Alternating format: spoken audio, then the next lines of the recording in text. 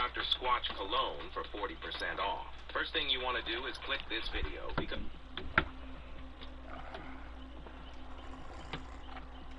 Hi, everybody.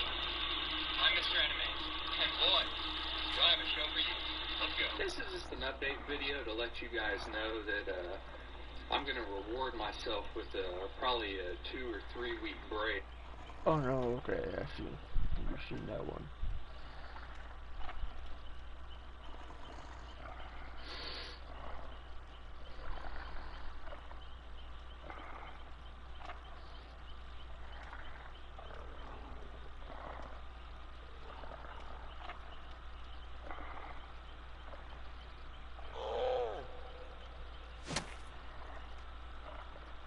The internet is already aware that not all content creators are good people. But what if I told you that one streamer was so desperate for money and fame that he would kill his girlfriend for the whole world to witness? When Valia fell in love with her supposed boyfriend, Stas Reflay, she believed it was the beginning of a new and comfortable world. But sadly, he did not reciprocate her feelings, and all of this would end in her losing her life for the sake of a mere $1,000. But who is Stas Reflay? Who is Valia? What kind of sick internet phenomena allowed him to find an audience in the first place? And how has this story changed Russia's digital landscape? Welcome back to Coffee House Crime Folks. My name is Adrian, and today we're looking at the vile world of trash streaming, and how far one person would go for money and fame. The details behind this story are sad. The main character is absolutely infuriating, and all of this will leave you wondering how on earth this could have happened in the first place. Before we get into it, just to let you know that I post stories like this up to twice a week here. So if that does sound like your kind of thing, please consider subscribing. Oh, and also, if you want some really good coffee and would like something dark, rich, and powerful, I've got a fresh batch over at classifiedcoffeeco.com. And now that Wait, what's this?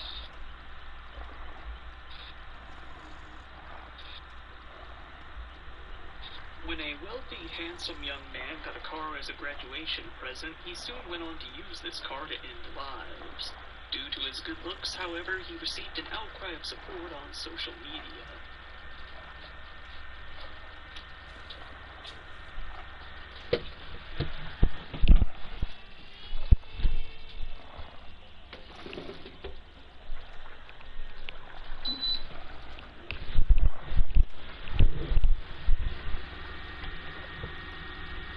It isn't often that a killer becomes somewhat of a living meme and gains a huge outcry of support online, but it does happen from time to time. We've seen it before when some certain handsome-faced criminals' mugshots get posted online, but it isn't too often that people are driven to such obsession that they're willing to dedicate a huge portion of their life to advocating for this criminal that they've never even met. Well, this is one of those weird cases where just that very thing happened. Our story begins with Chris and Cheryl Heron, a young couple who got married in the state of Texas. This is where they had their first child in 1997, Tristan, and shortly after in 1999 they had their second, Cameron. The young, wealthy family spent the majority of the kids' childhood living in Texas, while Chris worked as a videographer and editor, and Cheryl worked as an insurance executive. In 2005, though, the family decided to pack up and move out to Florida, South Tampa specifically.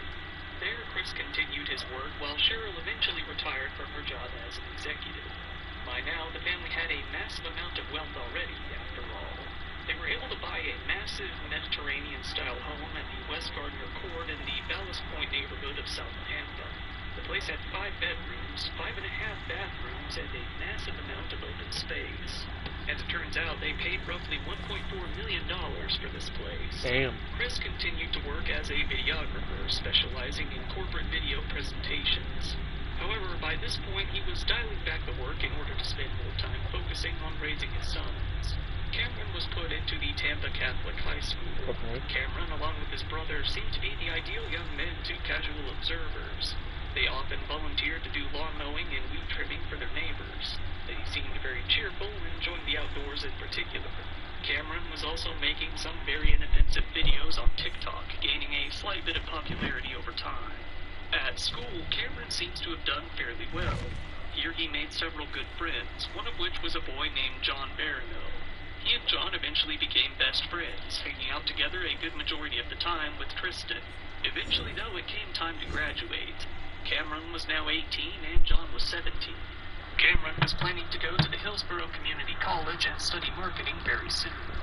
As a graduation present, Cameron's mom gifted him with a brand new 2018 Mustang GT. Oh. John himself received a Nissan Altima in a similar fashion. The boys loved their cars, a little too much. They really enjoyed showing them off and driving them around the city. However, their driving was anything but standard. Cameron had a dirty little habit of driving over 70 miles per hour on city roads, well above the posted speed limit. He had been given speeding tickets at least once before, but this wasn't enough to deter him from driving down the long, winding roads on the Tampa coast. One day, he hit speeds of over 162 miles per hour on Interstate 75. Damn. It was only a few days after that that tragedy would strike.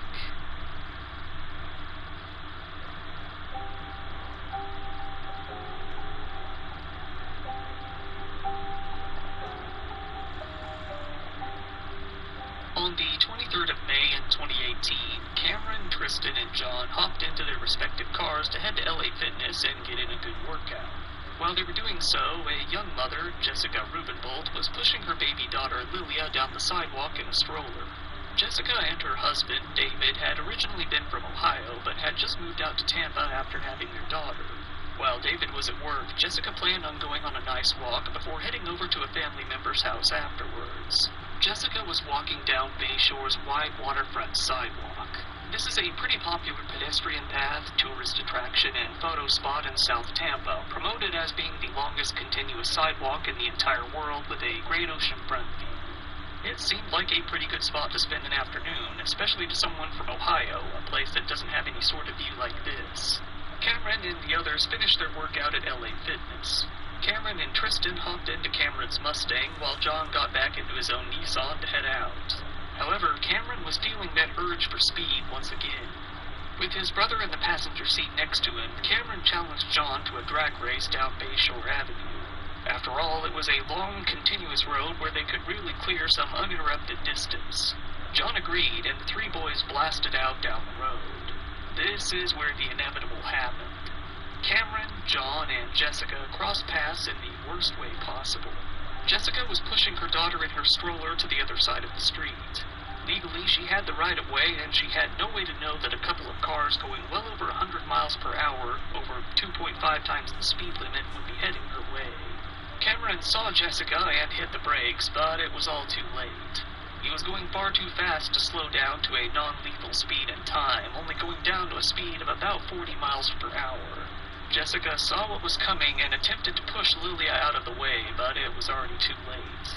There wasn't enough time to react before Cameron struck her with his vehicle and sent her rolling down the street. Ooh. Jessica died then and there on the scene. Oh. Lilia was alive, but in very, very bad shape. Cameron and John dialed 911 as they saw what they had done.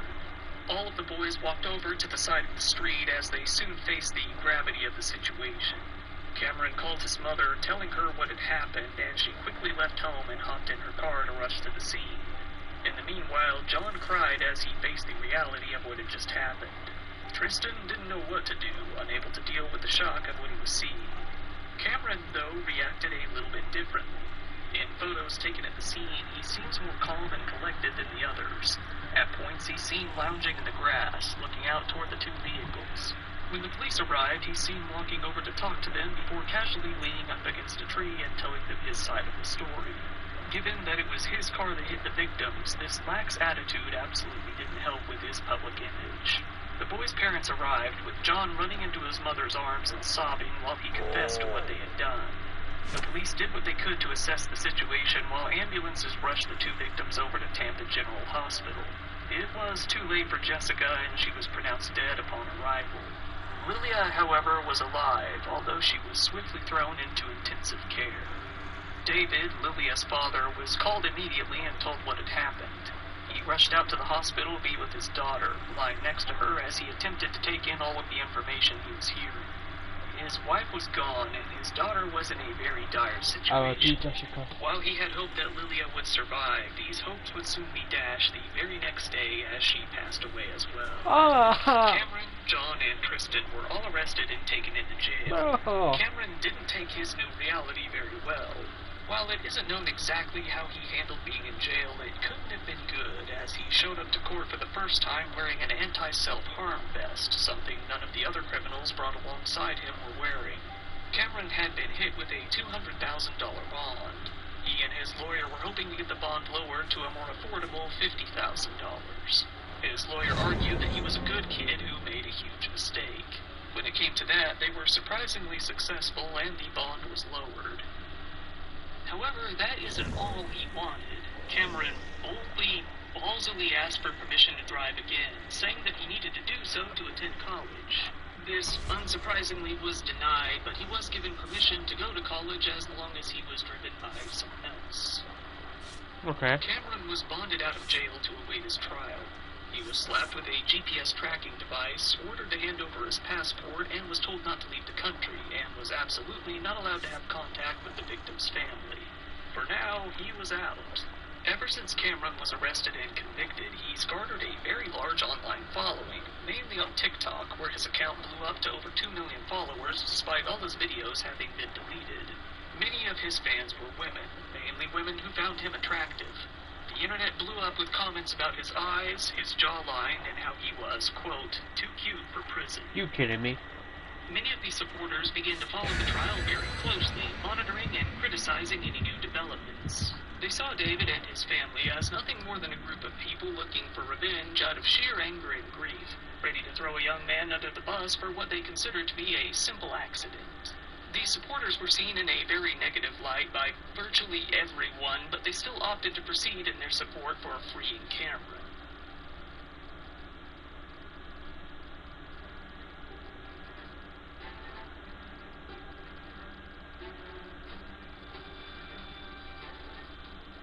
It wasn't too long before it came time for all of the boys' trials to begin.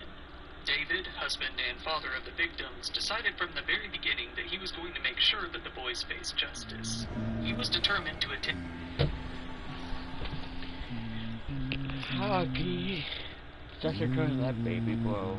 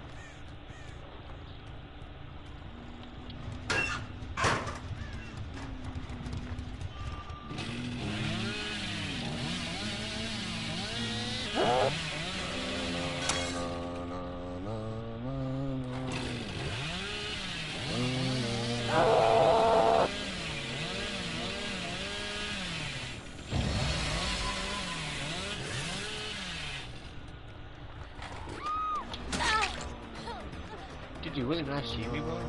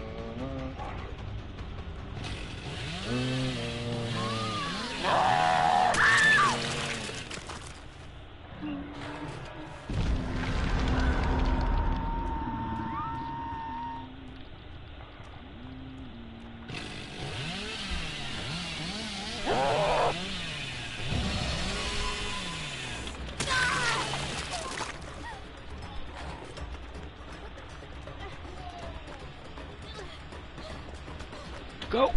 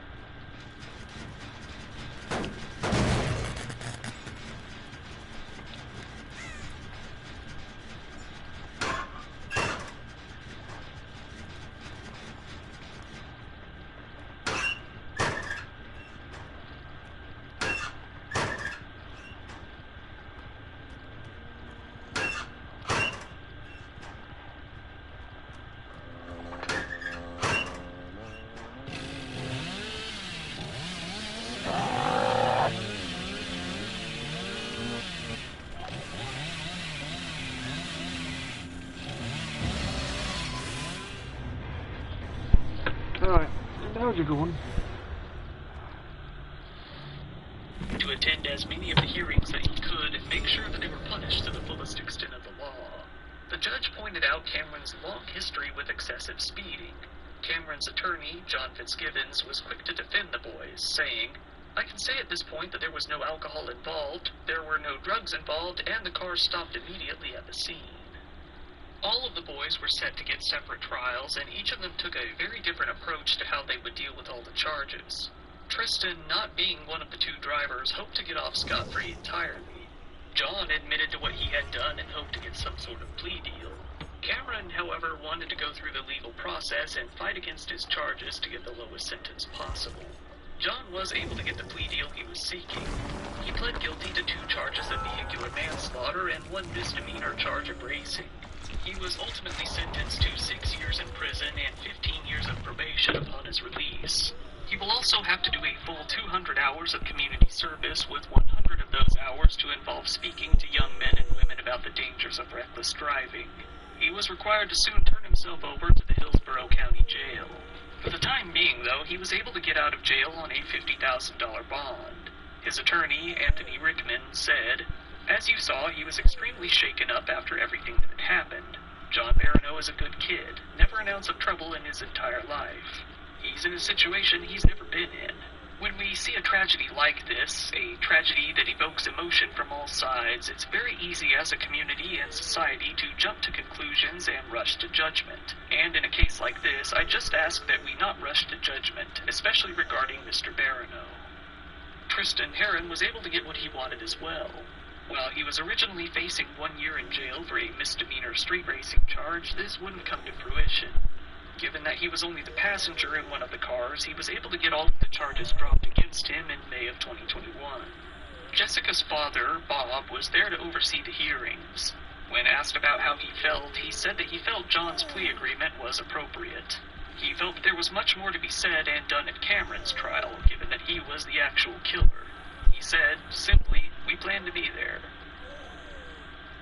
Cameron's trial was all set to be the most eventful, given that his car was the one that actually hit the victims, and both the media and online communities already fostered a good amount of hatred for him. His first hearing would be over a Zoom video conference with the Hillsborough Circuit Judge, Christopher Nash. Surprisingly, from the very start, Cameron expressed an interest in pleading guilty. Nash asked Cameron and his attorney a long series of questions to make sure they really understood the consequences this plea would bring. Cameron, sitting tight and looking pretty professional, simply continued to respond with, "Yes, Your Honor." When asked if Cameron might have been under the influence of any sort of substance at the time, Fitzgibbons once again reiterated that no alcohol was involved. However, he did say that Cameron took medication for anxiety and to help with sleep. In the end, the judge told them that the sentencing guidelines could have Cameron facing a whole 30 years in prison. Still, though, he pled guilty. For a number of reasons, Cameron's big trial continued to be delayed more and more over time for the next several years. One of these reasons was that his lawyer attempted to have some of the evidence thrown out, this being what you could call the black box of his car, onboard records of his speed, distance driven, and other statistics. He said that this was because the police used a flawed search warrant to get this information. While the judge declined this move, it did delay the trial. Both Bob and David pled with the court to get things moving and speed things up so they could finally see some sort of resolution to all of this. David told the court, "I've suffered horrifically every moment. It's nearly impossible to put into words the agony of this legal process." In 2021, it finally came time for the big trial. Both Cameron's family and the family of the victim showed up to the court bright and early to see Cameron's fate, each hoping for a very different outcome. The trial would go on to last for a grueling 9 hours, in which many people would come forth to give statements. Some of these people were Cameron's mother, his aunt, his old teacher, and of course the family of the victims as well. When Cameron's aunt spoke, she enraged a lot of people by trivializing the death of the 2 victims. Speaking of what had happened, she said that boys do things on impulse, and asserted that Cameron was a very nice young man in the end. She said that he feels a lot of guilt and has lost a lot of weight in jail. And all my years of teaching, boys just do things on impulse. And I believe that they truly believe nothing's ever going to happen badly. And so when it does, like in Cameron's case, it's tragic. Cameron's mother came to the stand as well, giving statements that people found to be manipulative and subtly spiteful. She complained that, to pay for various fees, they were forced to sell their home at a major loss and downsize to a much more modest home. Yes, we had to sell our house. And we moved to a much smaller house, about a third of the size and a third of the value. Well, yes, we had to sell our house and move into a much smaller home. Due to a clause against racing in their insurance, they didn't get any sort of payout in the end, forcing them to pay for everything out of pocket to the best of their ability. When speaking of Cameron, she remembered back to the day of the crash. She said that Cameron called her crying, saying, "I killed someone." She said that after she rushed out to the scene, she saw Cameron sobbing down on the ground on all fours, vomiting out of sheer shock. On May 23rd, 2018, less than a month later, I received a frantic, distressed call from Cameron. And he told me he had been involved in an accident. And he said, "Mom, I've killed someone." And I said, No, Cameron, at that point it wasn't even clear to me how the accident had taken place. And Cameron was on his hands and knees, throwing up and crying. Many noted that these statements greatly contradict his seemingly casual demeanor in the photos and videos taken in the aftermath of the incident. Eventually, it came time for Cameron to speak for himself. While he didn't actually speak on his own, he wrote a statement for his lawyer to read on his behalf as he stood next to him. To begin, I would like to apologize to the family that lost two beautiful souls. The amount of remorse, sorrow, and regret that I feel is unfathomable, but I could not possibly imagine how you feel. I know that nothing can be done to turn back the clock, but I will and would do anything in my power to fix it. I am so sorry for what I did and what I caused. God is with these two beautiful souls, and I have no doubt that they are at peace. I had lost my faith before the accident, but I brought it back afterwards and was confirmed to the Catholic Church soon. Hi there, let me help you. Thank you. This is good. I read it twice. I'm Luca, by the way. I don't think I've seen you here before.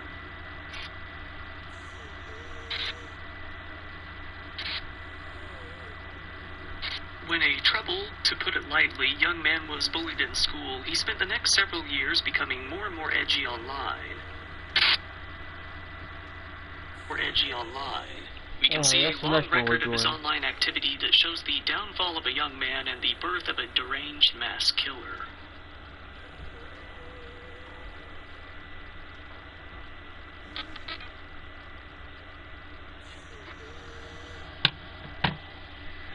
Today we are going to be doing a deep dive into a school shooter's gradual descent into madness. We can see this kid going from being a sad, lonely, bullied kid wanting to be a hero to wanting to be the killer himself. Leaving a mountain of online activity behind, we can really start to see when the first change occurs. Let's look into exactly what makes a young man go down this path in the first place. William Edward Bill Atchison was born on March 18th of 1996 in Belen, New Mexico, the younger of two sons. According to Bill himself, his childhood was very rough due to his home life and his violent father. In his own words, he said, "My life was ruined once my shithead dad beat up my mom and abruptly forced us to move to the middle of nowhere. I went from an A-plus student to a flunky contemplating ending it all at age 10. Moved to this town in 2005 after a divorce. Dad was really abusive physically and psychologically. My only ally was my 3 friends at school. They fucked with me all the time. I was a sad kid. My life was tolerable for a bit, but became really horrible." Our story begins in a small town in northwest New Mexico called Aztec, right up there near the Navajo Nation. This is where Bill and his family ultimately moved. It's a place mostly known for its oil and natural gas deposits, being about 3 hours away from Albuquerque. The town only has a population of roughly 6,500 people in total. Bill was not a fan of living in such a small town, something that he would come to make very clear throughout his writings. Not all of Bill's problems came from his environment or the people around him. He also had a good amount of internal, personal turmoil. From a very young age, he had an anger problem, something he has gladly spoken of himself on multiple occasions. He spoke about tearing up his toys and video games when he was as young as 9 years old, throwing them at the wall in a rage whenever he would lose a game. Eventually, Bill would go on to attend Aztec High School, where his life would only get worse. According to his father, Bill was bullied quite a bit in school. On one occasion, much worse than the others, he was attacked during a welding class. Bill later said that he was stabbed in this incident, although it isn't known to what extent the damage was. If it really was a stabbing, it couldn't have been too bad, as he returned to school shortly after. There were some classmates that did try to befriend him. A friend named Tanner LeBlanc would later tell the media, when Billy was in class, no one would ever talk to him, adding that Bill was shy but fairly nice and smiled a lot. However, he did have a stutter and began to wear a long, dark trench coat to school most of the time, something that often got him made fun of just that much more. In 2009, he would begin writing out his thoughts online. Fantasizing about having power, he posted about how he would behave if he were able to become a god. As a god, it would be my responsibility not to destroy the universal balance. Thus, I am unable to just appear instantly. I would need to convert them to being open-minded about other gods, and then I will appear. I will give out my 3 main rules. 1. Do not harm any living thing. If you break this rule, I will break your skull. 2. Do not act in violence of any form. 3. Don't be a stuffhead. However, despite his ideal rules involving no harm and no violence, Bill often fantasized about... We'll continue that story after this.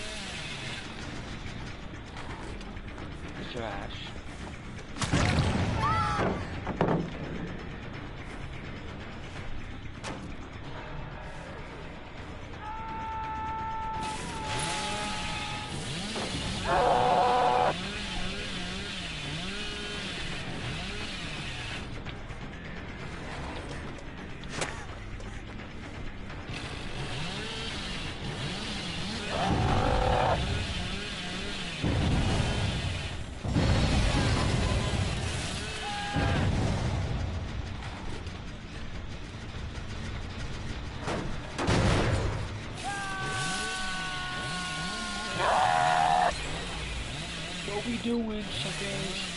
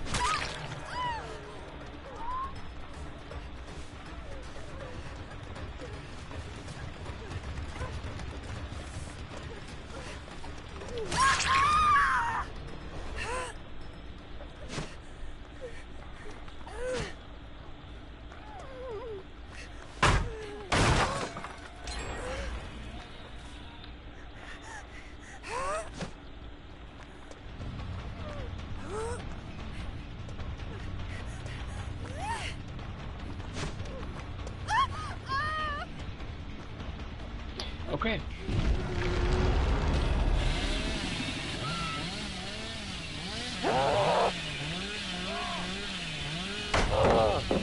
Ooh, nice timing.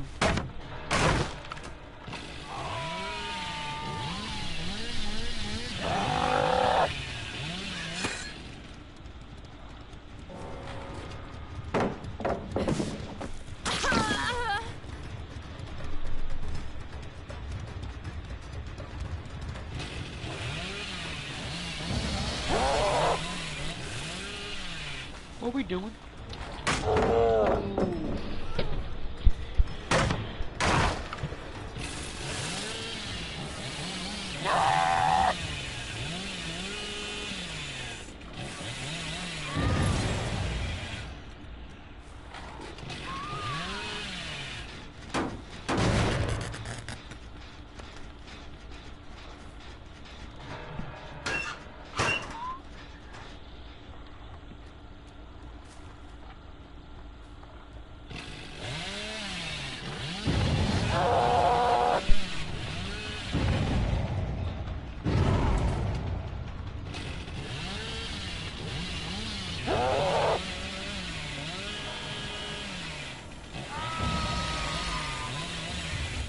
Excuse me.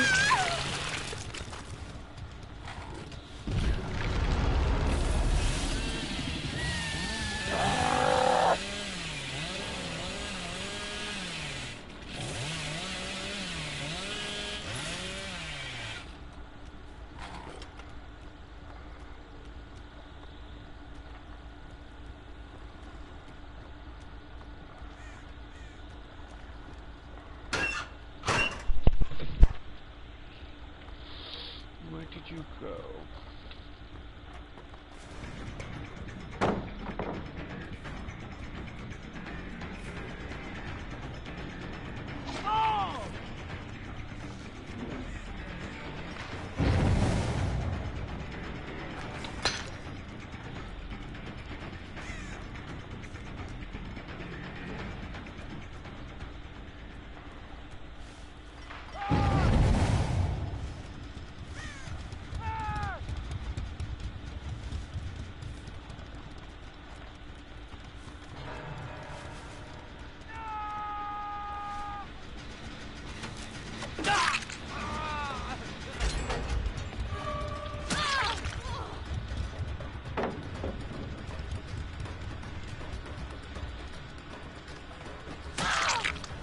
Was it worth it?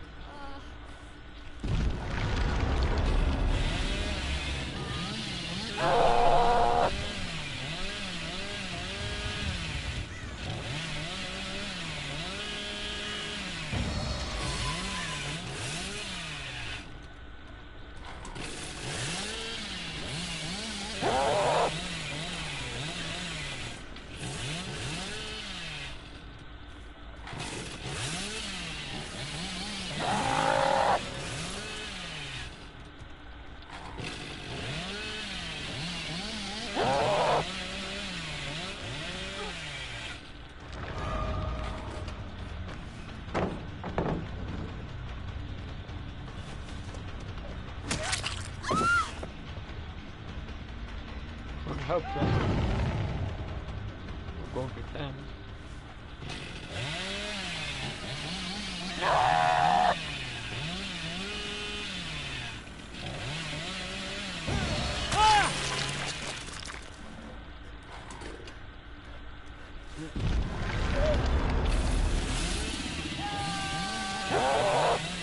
Right back to the warrior team.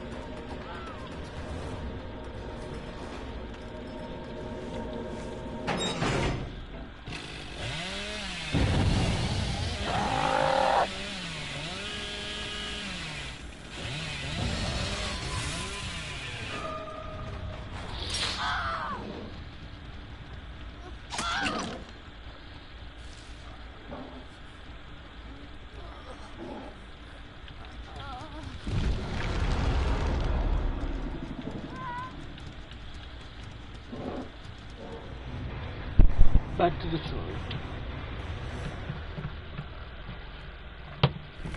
About violence himself to some extent. That very same year, he also wrote of his hatred for his mother, saying, I am going to grab a knife and shove it in the neck of my mother. I will then drag her dead body by the trash can, drain her blood, and then finally cut her and grind her up into little pieces. I will eat some of those pieces, and then I will probably barf. I will throw her body away in the trash can. I will then go slaughter sacred animals to appease the gods. Hail Satan. I am agnostic, not Satanist.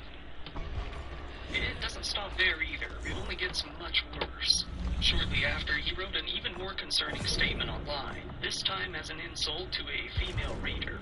Once again, dipping into power fantasy territory, he wrote, I will rape your hot, lovey sister and then strangle her with her own hair. Then I will sneak into your parents' room and slaughter them. I will slowly walk to your room holding my bloodthirsty knife in my right hand. I walk into your room when I see that you're making out with yourself. I will grab you, tie you to your bed with your own hair, and super glue it shut. My bloodthirsty crave is not over.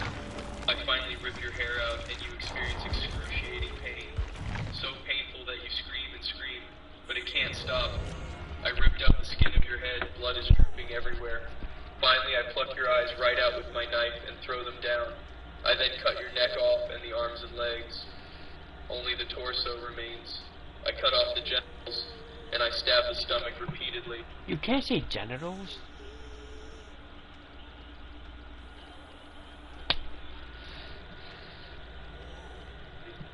I finally finish off by ripping out your heart and consuming it. Nah, JK. While this all seems very shocking on the surface, that last JK is actually really telling. Bill really enjoyed being an online troll, something he wholeheartedly admitted himself on multiple occasions. It's no secret that online trolls often take out their frustrations on other people over the internet, as they couldn't really do it in person. Bill was one of these people, and he completely owned up to it. He didn't try to hide it at all. In fact, when asked what being a troll was, he said, "The shortest I can describe trolls. Trolls are basically young teenagers who bully online to get a rise because they have a personality disorder and want to cover up the hole that real bullies left in their emotion." By 2010, Bill's mental state was starting to take a toll on his body as well. He became anorexic, refusing to eat more than the bare minimum and losing a lot of weight. Then he discovered marijuana and started using it more frequently, giving him the appetite to put back on so much weight that he actually overcorrected in the other direction and became obese. Then he abruptly stopped smoking and cut out soda and lost about 20 pounds. Bill tried to get a job at McDonald's in 2011 when he was 15 years old. He succeeded, and he got to the point where he made about $1,000 before he decided to bail out and never come back. After that, he started working at a Safeway, but he got laid off after a few months.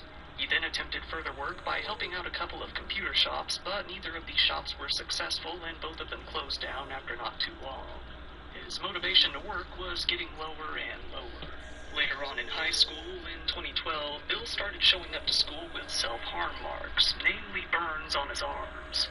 That same year, Bill ran into trouble with the police for the first time. This was when his neighbor would come to call the cops on him twice, once for firing an airsoft gun at their dogs, and again when he left some weed on their property, got into an argument with the homeowner about it, and threatened to shoot him. After this, the neighbors refused to let their sons hang out with Bill any longer. By now, associates would say that Bill spent the bulk of his time inside and alone, adding that virtually everyone bullied him. Bill came to become obsessed with mass shooters, mainly school shooters. In March of that year, he used a whiteboard in class to write out a timeline of the Columbine High School massacre. Because of this, he was suspended and asked to see a counselor and a psychologist. The truth was, Bill had been seeing counselors for years and nothing had really come of it. He tried seeing this new counselor a few times, but in the end, he never came back to school after his suspension. He decided to drop out of school that summer. He tried to get a GED, but it doesn't seem that he was ever successful in that endeavor. Bill had a few ideas for the future. When asked what he would like to do, he said, "My dream job would have to involve synthesizing pure LSD legally and selling it to the right kind of people who wouldn't abuse it. I will be living in a basement pretty soon, once I finish moving in with my bro. And once my dad's put 6 feet under, I can use that inheritance to move the hell out of the heart of the Southwest and move to one of the few places in America that doesn't suck." However, less optimistically, he also wrote, "I don't know what I'll be up to in 2022 or 2023. I could be dead for all I know." Adding that he had major depression, was unable to feel joy, had intense levels of sadistic desires, and various addictions. He said that he was now 5'7" and weighed less than 120 pounds. However, he started to feel that he was coming to find some coping mechanisms, though. In fact, he felt that he could probably help some other people learn to deal with their problems, too. He wrote, "If I go a few days without jacking off, I get severe depression. Masturbation, drugs, and happy, cheerful things are the only things combating my major depression. If I found an internet user talking about their depression or talking about suicide, I'd try to befriend them and get them out of that pit of darkness. I've been through that hell countless times in my life, and I've discovered techniques you can use to snap out of it." When it came to his obsession with school shootings, at this time in his life he seemed to fantasize about being some sort of hero during these situations. Okay. He often wished he could go back in time, saying things like, "I go back in time and stop a lot of the school shootings such as Columbine or VTech by being a positive influence and spreading hope in the minds of the shooters and keep them on a path of enlightenment." However, his desire to stop those sort of situations would gradually come to change over time.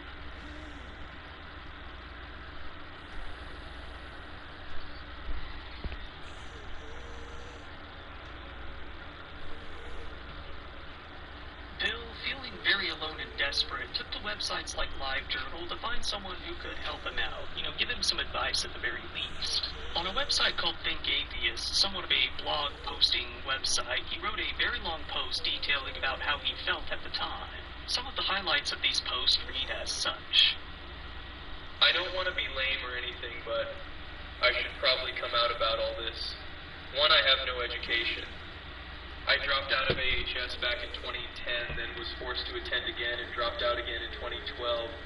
I had a 3.5 GPA, but the culture there was backwards as hell, as if it was stuck in the 1950s. Nothing but savages and douchebags. I never motivated myself to get a GED. I need the forced classes and structure of school, but couldn't deal with all the meth heads, roughnecks, and rednecks. 2, I have no job. I tried to apply at a few places. Wendy's, General Dollar, and Dairy Queen. All rejected, LOL. And besides, I don't have the strength to deal with those people. I can be a hard worker, but I got real bad social anxiety, hate, and fear of all these people. Plus, I don't got a phone to keep in touch with the boss if they force me to go in for overtime. I got a nocturnal schedule anyways. No car, though, nor a license. 3, I have no friends here. social life were the times I didn't live in the Four Corners. I tried a lot during my childhood in this area, but let me just put it this way. One of my friends and their little brothers and sisters stealthily stole my PlayStation 1 I had since the 90s, along with dozens of games, all which could be worth thousands of dollars nowadays. 4. Major depression, large amounts of anger and hatred, lots of boredom. I used to cure it through bong hits and video games, but I can't even find those enjoyable anymore. While it was very evident that he had his own problems within, he had to vent his frustrations about his family as well. It became very clear that he wasn't too keen on them whatsoever, if it wasn't already clear by this point. My dad's a fat, lazy idiot who watches Fox News all day, weighs 350 pounds, and throws hissy fits over everything. Never even bothered to help me get my driver's license, and I'm not entitled or spoiled or anything. I'd gladly get a job and pay for my own car.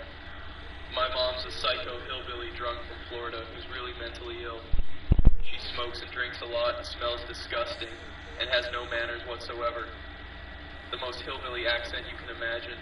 My bro is an antisocial douche with no education at 27. He's a user, always manipulating people and draining their resources. He moved back into this crap house with his wife, who bore 2 kids from some other guy. Ex-meth, no education either. He ended by saying, "Should I escape this dump or deal with it? How can I become polite and make some friends out there in this world?" In the end, over 230 people viewed the post. Not one single person replied. It seems that due to the way his family, mainly his father, acted, Bill came to hate the United States as a whole, despite never really leaving his very small town. He said, "A massive amount of Americans are depressed for a lot of reasons. Lousy environment, few friends, bad or non-existent family members, singleness, bullying, harassment, stress, taxes, poverty, etc. Compared to a lot of countries, much of the U.S. is a third-world country in comparison. It's a shame." Like a lot of people online who frequented places like 4chan, Encyclopedia Dramatica, and Kiwi Farms, Bill began to harbor a fairly intense hatred for women, although it isn't really clear why. Until this point, it seems that he had many more bad experiences with men than women. Nevertheless, he felt how he felt. For example, he stated, "Sex between an unmarried man and woman.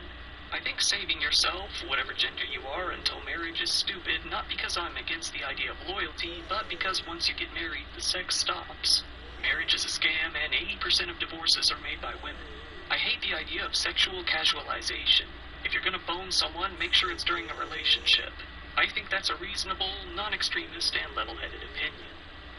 While that quote in itself isn't too bad, on another occasion he wrote, "Women should not be allowed to enter into the military or government, nor should they be allowed to vote. They should be demoted to sex objects to be sold by their fathers to all genetically superior people, intellectuals." Oh my bro.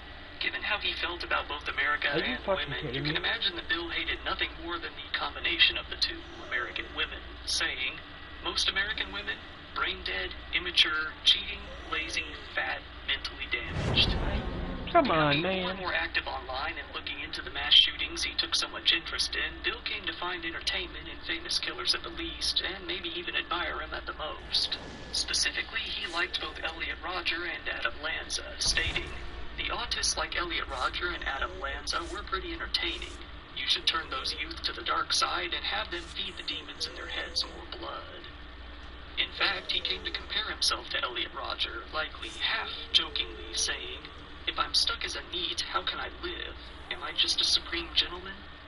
Eventually, he seems to have been inspired by these killers, coming to his own conclusions, writing, "Mass murder is the purity and cleansing of the corrupt and degenerate gene pool."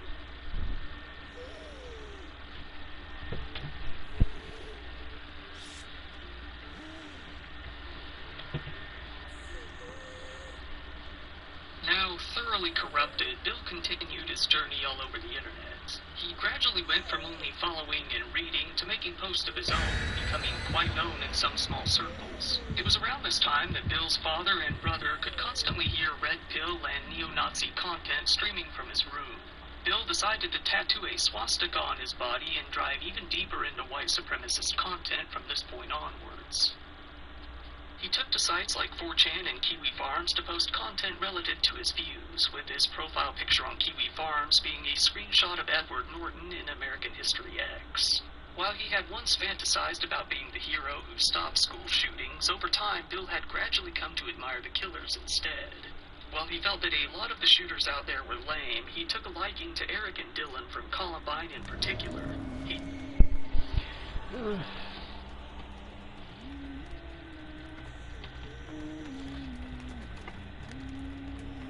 There's nothing worse than people who look down on women.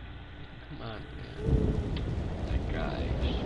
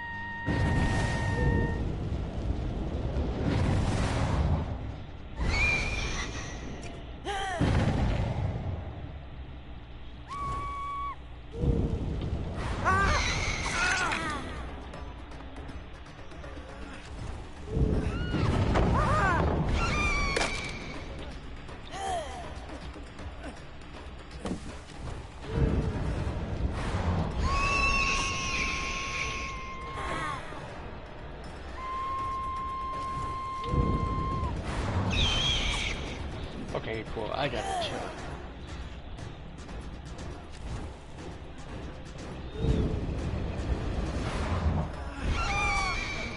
That should have hit.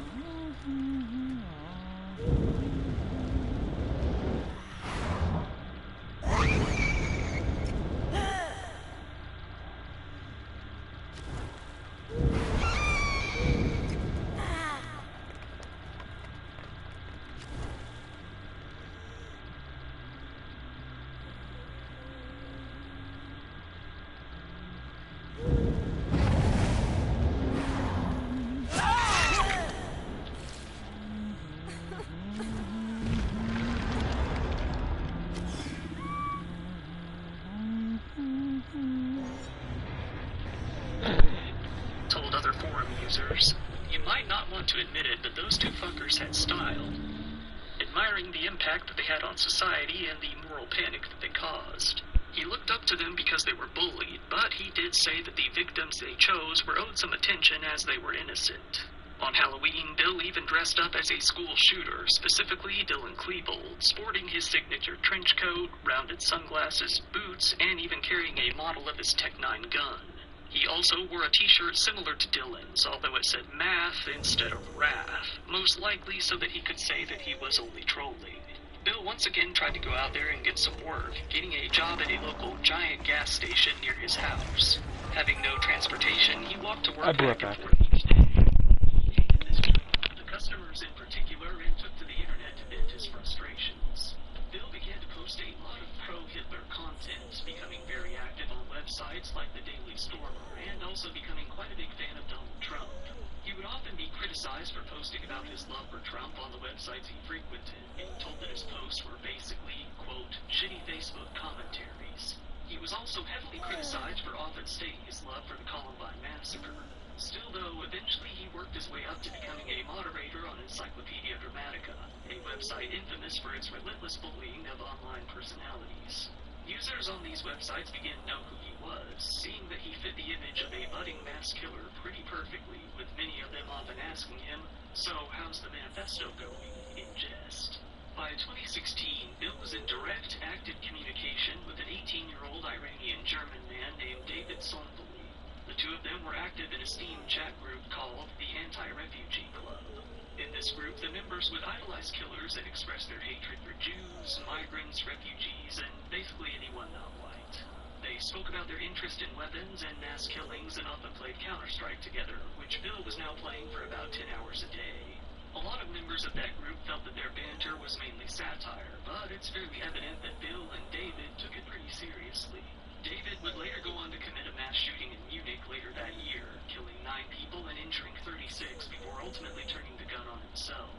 After the shooting, Bill went over to Encyclopedia Dramatica to post about his admiration for what David had done, calling him a true Aryan and true German. Bill also took admiration for another friend online, a 15-year-old named Carter Boyles, who had interests very similar to his own. Like Bill, Carter was very interested in shootings and posted videos online related to them. His final upload was a YouTube video showing a walkthrough of his school. Carter actually came to walk into his own school and end his own life via gunshot, something that saddened Bill greatly. Bill once again took to Encyclopedia Dramatica to write about him. Writing under the name Al Gore, he said, "It is believed that Carter was commonly talked down from going postal, instead unfortunately choosing to take his own life and becoming an hero to us all.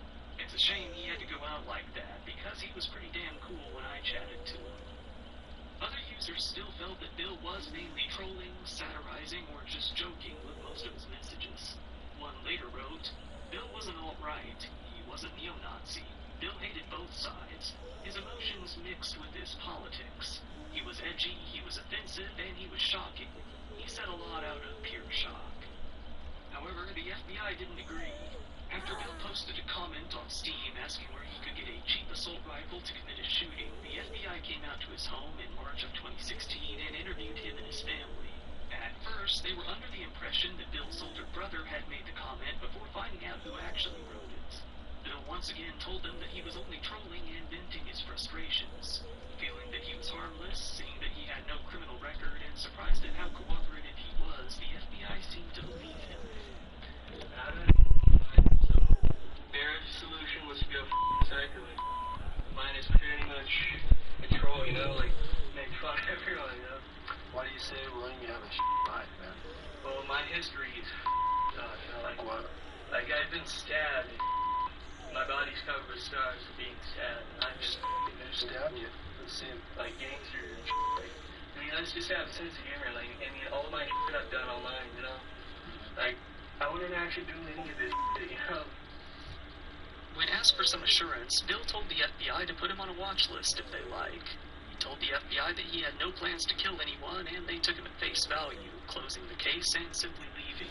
They never put Bill onto any sort of watch list and never notified the local schools of what he had written.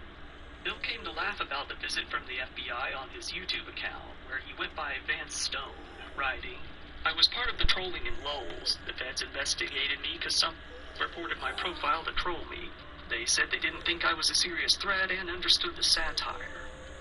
The FBI fumbled again by, instead of Bill, once again giving Bill's brother's information to the local police department, including a sketch of him, his photo, and his whereabouts. This was never followed up upon or corrected in any way. The police never did anything with the information anyhow. Getting more depressed, Bill wrote on Steam, How am I Well, supposed fine, to fine. function in this world?